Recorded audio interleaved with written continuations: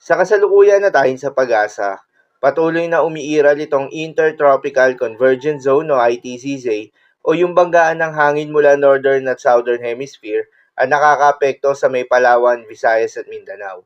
Dahil dito ay asahan yung maulap na kalangitan na may kalat-kalat ng mga pagulan at thunderstorms. Northeast monsoon naman o hanging amihan ang patuloy pa rin nakakaapekto sa may extreme northern Luzon. Dahil dito ay asahan naman yung bahagya hanggang sa maulap na kalangitan na may kalat-kalat na mga mahihinang mga pag-ulan.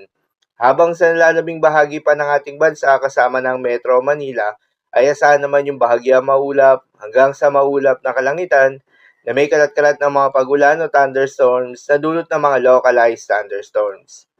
Magandang balita naman dahil ayon sa pag-asa ay wala tayong binabantayan na low pressure area o bagyo sa loob o malapit sa Philippine Area of Responsibility na maring makaapekto sa ating bansa within the next 3 to 5 days.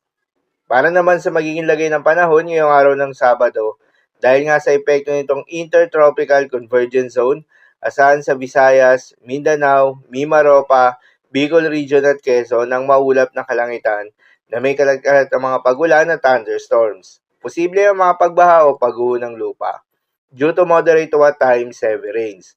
Habang sa Cordillera Administrative Region, Cagayan Valley at Aurora, ay asahan naman yung maulap na kalangitan na may kalat-kalat na mga mahihinang pagulan na dulot naman ng northeast monsoon. Habang sa Ilocos Region ay asahan naman yung bahagya maulap hanggang sa maulap na kalangitan na may kalat-kalat na mga mahihinang pag-ulan na dulot pa rin ng northeast monsoon. At sa Metro Manila at nalalabing bahagi pa ng Luzon ay asahan naman yung bahagya maulap hanggang sa maulap na kalangitan na may kalat-kalat na mga pag-ulan o thunderstorms na dulot ng mga localized thunderstorms. Posible rin na mga pagbaha o pagguho ng lupa during severe thunderstorms. Madalas nabobo ang mga thunderstorms na ito tuwing hapon o gabi na nagtatagal ng 1 hanggang 2 oras.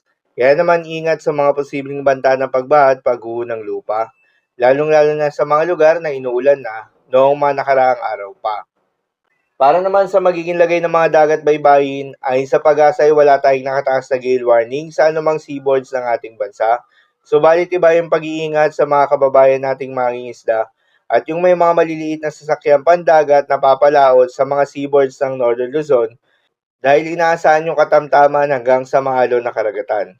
Habang sa nalalabing seaboards ng ating bansa ay asahan naman yung banayad hanggang sa katamtaman ng mga pag-alon. So yun lamang po para sa lagay ng panahon ngayong araw ng Sabado. Keep safe everyone.